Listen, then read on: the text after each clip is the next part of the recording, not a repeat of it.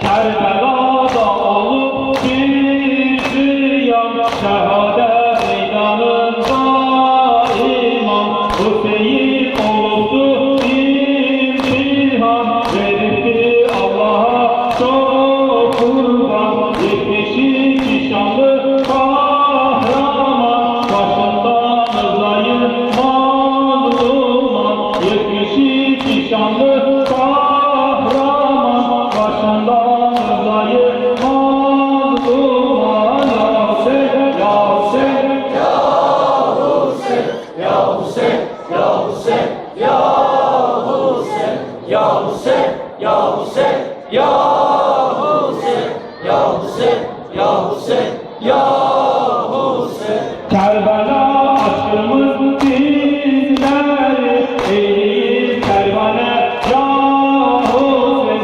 Her menasır feryatları eğilir divane, ya Hüseyin. Ya mazlum, ya garip, ya efşan, esselam, esselam, ya imam. Ya mazlum, ya garip, ya efşan, esselam, esselam, ya imam. Ya Hüseyin, ya Hüseyin, ya Hüseyin, ya Hüseyin, ya Hüseyin, ya Hüseyin, ya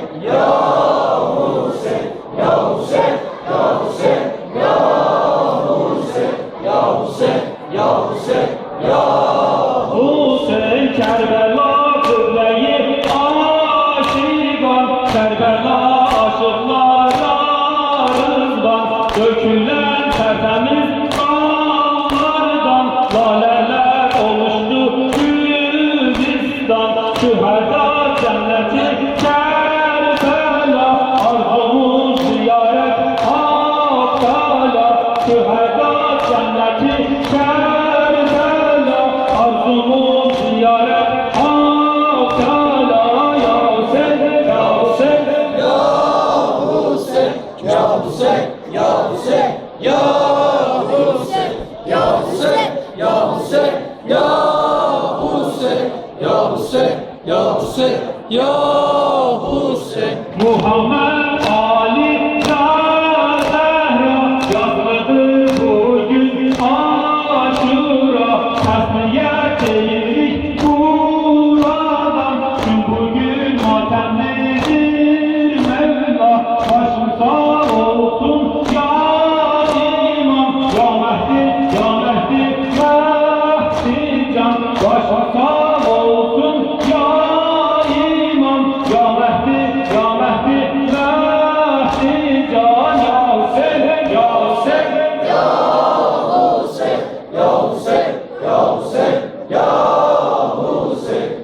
Hüseyin, ya Hüseyin, ya Hüseyin, ya Hüseyin, ya Hüseyin, ya Hüseyin. Abbas-ı Ekber'i asali, titrefi nevaşı ve yeri, şehadet mektebinde olan 13 yaşında bir öğretmen, Kasım-ı Zülhasan can feda, Pervaz-ı Seyyid-i Şuhada.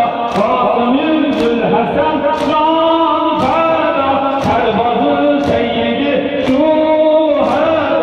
Ya Hüseyin, ya Hüseyin, ya Hüseyin, ya Hüseyin, ya Hüseyin, ya